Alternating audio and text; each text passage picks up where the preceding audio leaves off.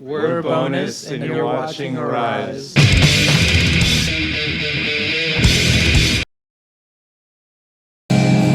I've been waiting for so long for you to let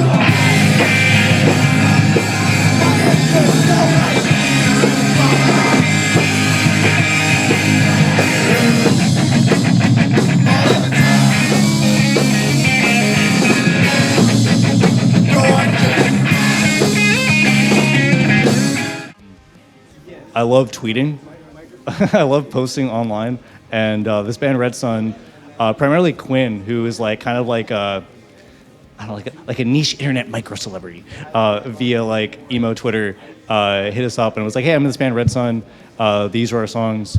And I was like, oh, this is like really good. I thought this was really gonna take off. This was before they really had anything out. They just had like a single on like a split, and they already had some traction from it. And yeah, they just like talked to us and they're like, we really like what you did. We really like Lose. We really like, Miracle and everything.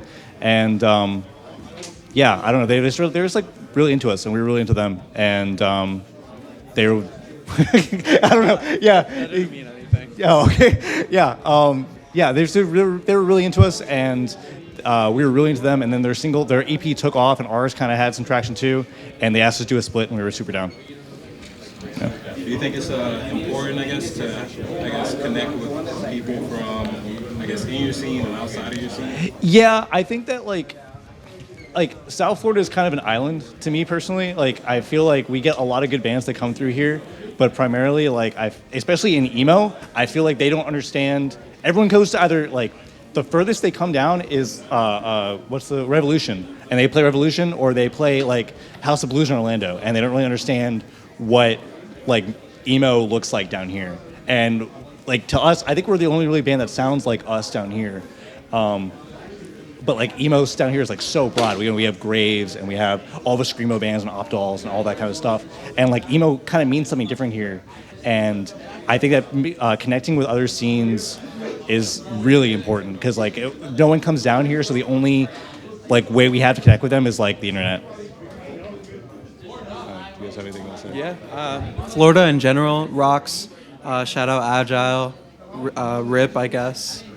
And yeah, Florida's fucking awesome. If you don't go to Florida, you're missing out. You mentioned bands with like similar approaches, I guess, like parallel thinking. Yeah. Like the Graves, for instance, or a Bloom Dream. Yeah. Do you find it all like to be like in a way a bit like competitive with those bands? I personally don't feel like competitive with them. I mean, I love Frankie, I love Amy, I love Graves.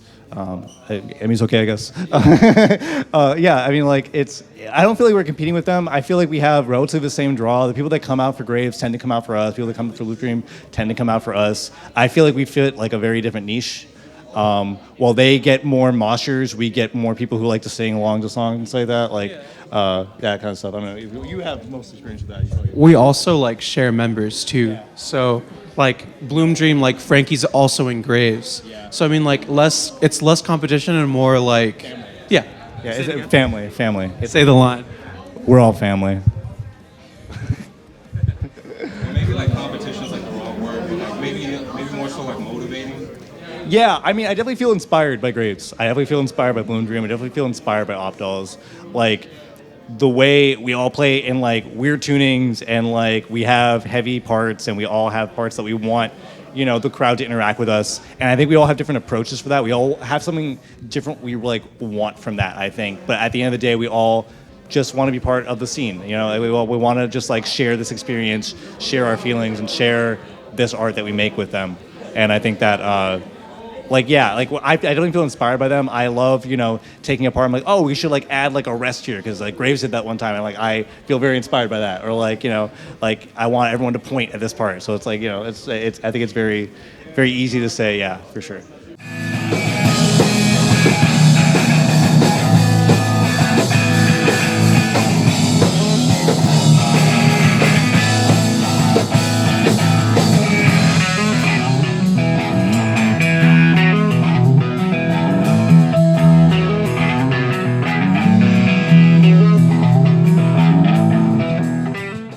The other day, we did some songs. Yeah. I always have something like I kind of just like riff a lot.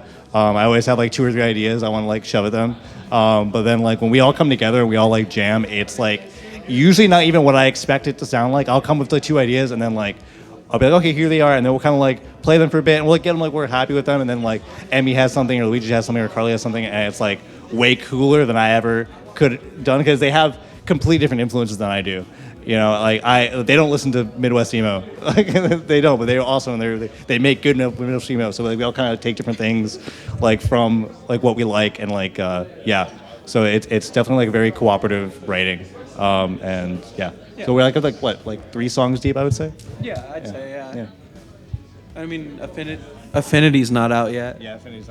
We have one more song that we recorded that's not out yet. Maybe like 4. Yeah, maybe 4. I guess how preconceived was like the band before you guys started? Did you have like a specific sound? Yeah, We just try to rip off what we have already done before, and that worked. So yeah.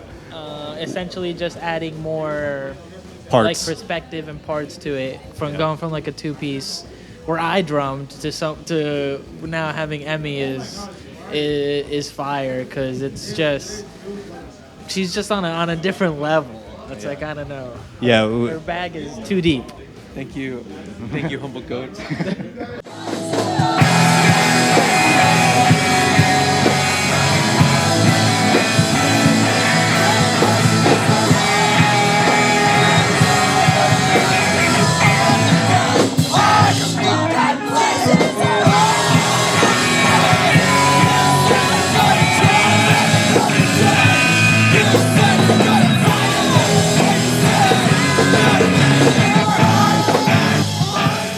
We recorded with Carlos from Dime, and it was really, really awesome.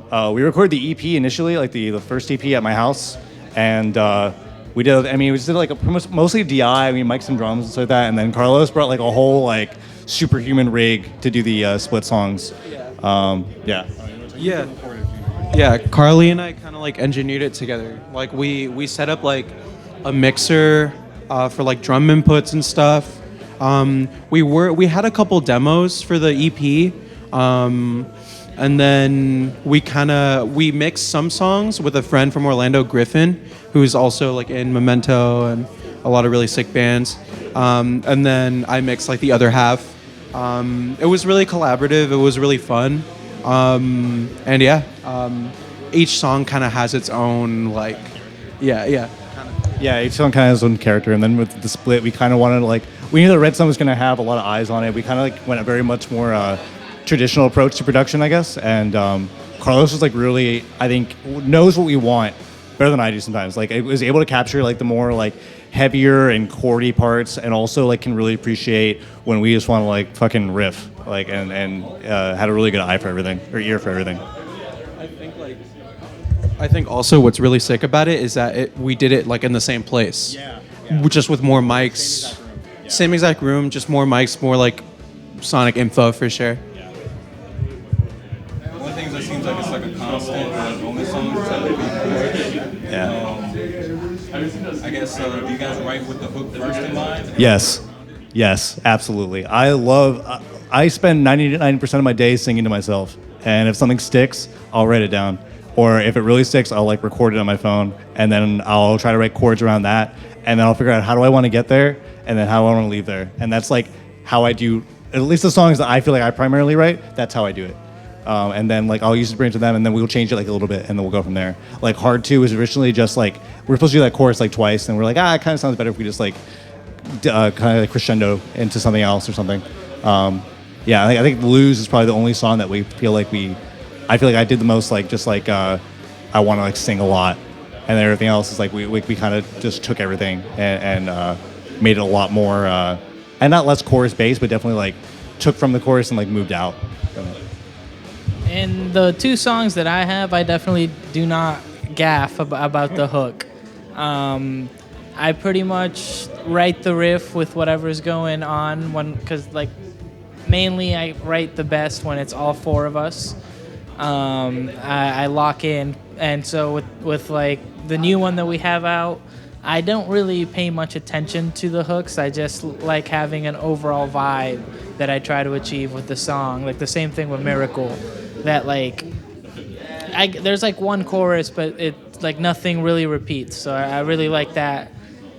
You always want more. That's my fave thing in music, where there's just like one cool part that only happens once. That's the best. How do you guys tend to like decide on like when you do like the shared vocals? Because you guys do shared vocals. How do you decide who sings what? I think, I mean, most of the songs that like we have written or we've written together, I've come with like the chorus, and then we kind of worked from there. So I've sung them, and the 2 songs that Luigi sings, Luigi came to us with them, and we moved from there.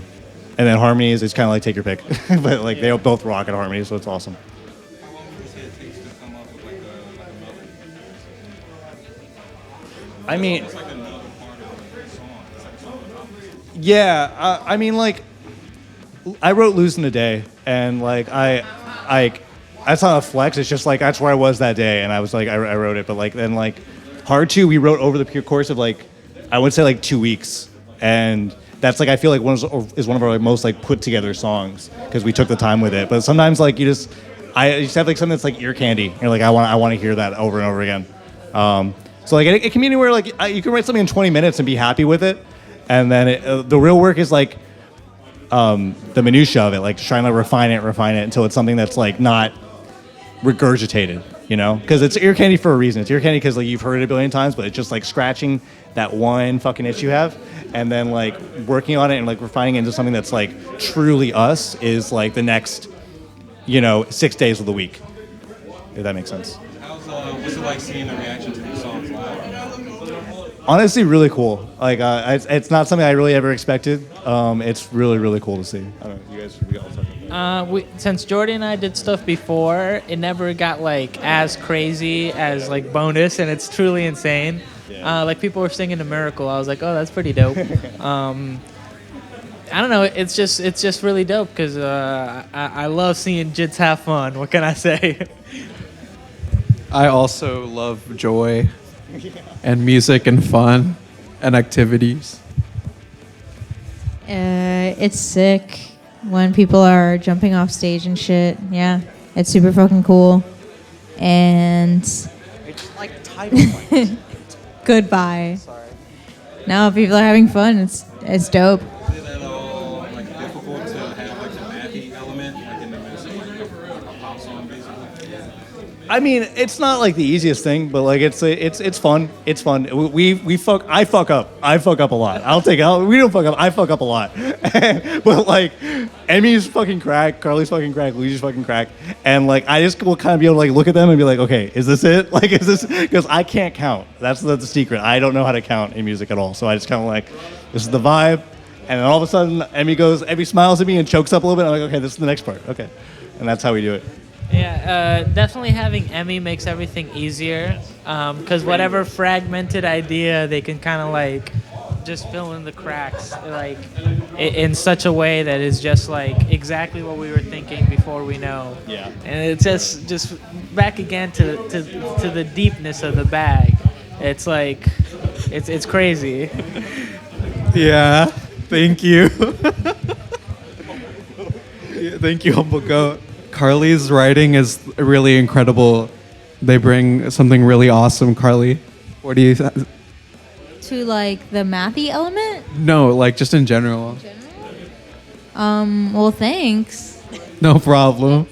That's really nice of you. Yep.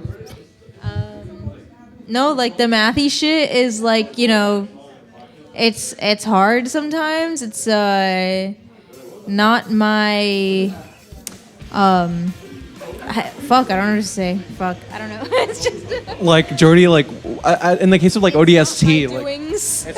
those who's doings. Yeah, it's Jordy's doing. Yeah. I just lock in for that shit and hope that everything's all right. I don't know. Like I guess like the mathy shit and like Hard To, we just like add an extra beat. I don't know. But it is kind of funny that you mention it being like in the middle of a pop song because it totally happens in like the middle of like a poppy part, and then it's like here's like a 1 minute long instrumental section. You thought there was gonna be another chorus? Fuck you. Fuck you. Yeah. Rock and roll. No, I mean, like, Emmy and Carly are literally music teachers, so it's like they're really good at communicating. If nothing else, they're really good at communicating and like understanding what the two of us want a lot. Because I at least I am like really bad at like I'm just like, oh, it kind of goes like da da da da, and then we go da da da da, and then I don't really know how to like verbalize that, and the two of them are really really good at that, which is like awesome because it feels like they're like the pen to my hands, which is awesome. Any influences that I guess people wouldn't expect? Diva Sweetly. I really, really like Barry Manilow. I really like Barry Manilow and the Carpenters. Paul McCartney solo stuff, and of course Sioux Falls and Strange Ranger. Move for Me by Cascade and Dead Mouse.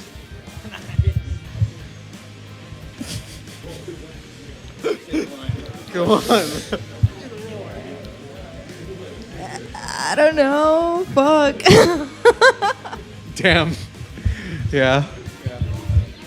Yeah, definitely those. I love like 80s and 70s pop. Yeah, The Beatles. the Beatles, Wings. Yeah. Sticks. Yeah. I- Police, but not like the real police. Like the Blue Line. All right. CEO down.